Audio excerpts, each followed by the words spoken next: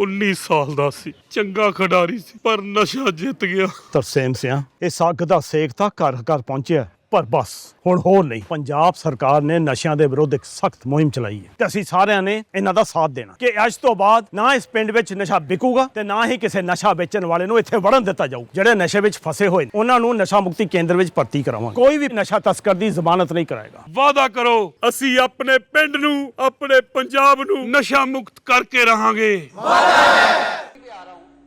नहीं 280 पे बात करेंगे तो वो हाँ 280 पे करिए कल वो अब उस पर कल बात करेंगे हम जब आप कल तथ्य लेके आ जाएंगे। नहीं इस पे विषय नहीं रख रहा, बस मैं 280 पे इतना अरे यार 280 पे बस मैं कह रहा हूँ सर, मैं जब हम कोई विषय रखते हैं तो सरकार में 2-3 मंत्री ऐसे हैं वो उठ के तू तड़ाक करते हैं। कल भी कपिल मिश्रा ने यहाँ तू तड़ाक करके हमें बोला, ये सम्मान नहीं करते और कोई नहीं वो मैं देख लूंगा, आप अपना विषय रखिए। बदतमीजी करते अजय जी, आपके संज्ञान में आना चाहिए।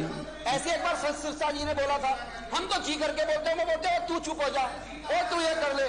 जब हम तू तड़ाक करेंगे फिर ये कहीं के रहेंगे नहीं। अब वो आपके पुराने मित्र हैं, वो क्या करेंगे? बदतमीजी कर रहा है जी। चलो वो ठीक लेंगे, ठीक है। अच्छा आगे से सब लोग यहाँ पर कोई भी सदस्य किसी को तू कहकर नहीं बोलेगा।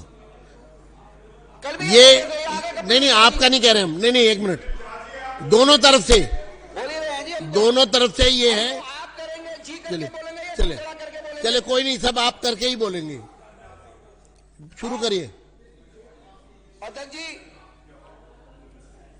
280 में मैं किराड़ी विधानसभा की विकट समस्या की ओर आपका ध्यान इंगित करना चाहता हूं कि किराड़ी विधानसभा एक डेंस पॉपुलेटेड एक क्षेत्र है।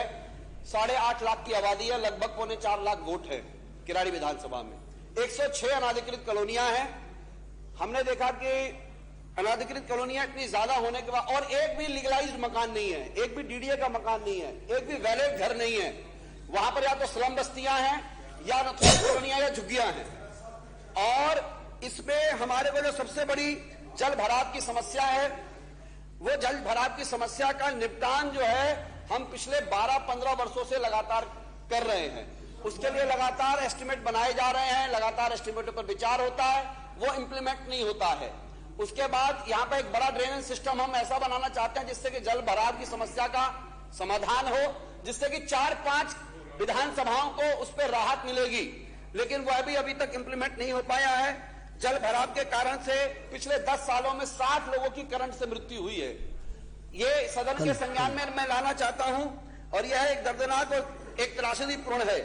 जल भराव के जो प्रमुख कारण है, अधूरी या बंद जो है ड्रेनेज सिस्टम है, नालों की नियमित सफाई नहीं होती, अवैध निर्माण और सड़क पर जो अतिक्रमण है वो इसका सबसे बड़ा कारण है।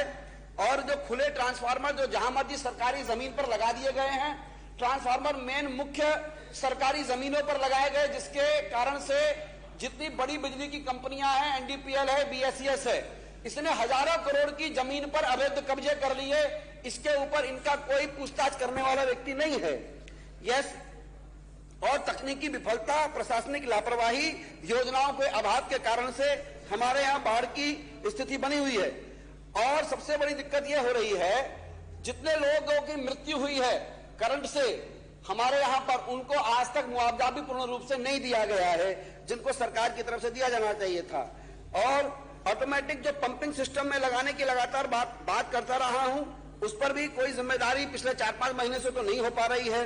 जिम्मेदार अधिकारी जो है उसके ऊपर कार्रवाई की जाए। इसको लेकर के मैं सदन के बीच में, सदन के मध्य में आग्रह करना चाहता हूं, जितनी सिविक एजेंसीज हैं उनके समन्वय की सुनिश्चित बैठकें तय की जाएं। आखिर 8.5 लाख की आबादी बाढ़ के कारण से वहां पर भय में जीती है और जब बरसात आती है वहां पर और ज्यादा स्थिति विकट हो जाती है। इसके संबंधित 2-3 बड़ी परियोजनाएं हैं जिसमें बड़े ड्रेनेज सिस्टम बनने हैं। अब उसमें स्थिति ये हो रही है, मैं अध्यक्ष जी आपसे ये कहना चाहता हूं, आप अभिभावक के रूप में हैं, सदन के अध्यक्ष के रूप में हैं, आपकी दृष्टि में सभी विधानसभाएं बराबर हैं।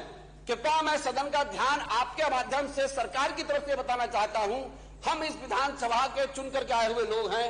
हमारे यहाँ जो विकट समस्या है, गरीब गुरबा लोग रहते हैं, दलित लोग रहते हैं, वंचित लोग रहते हैं, पूर्वांचल के लोग रहते हैं, आखिर उनको भी राइट टू इक्वलिटी एक्ट के तहत जीने का अधिकार है। आपसे आग्रह है, सरकार के नुमाइंदे कारिंदे अगर उस पर ध्यान देंगे तो इनका इकबाल कायम रहेगा, अगर ध्यान नहीं देंगे तो हम लोग त्रासदीपूर्ण जीवन वहां जी रहे हैं और सरकार इस पर ध्यान दे, ऐसा ही मेरा आपसे आग्रह है।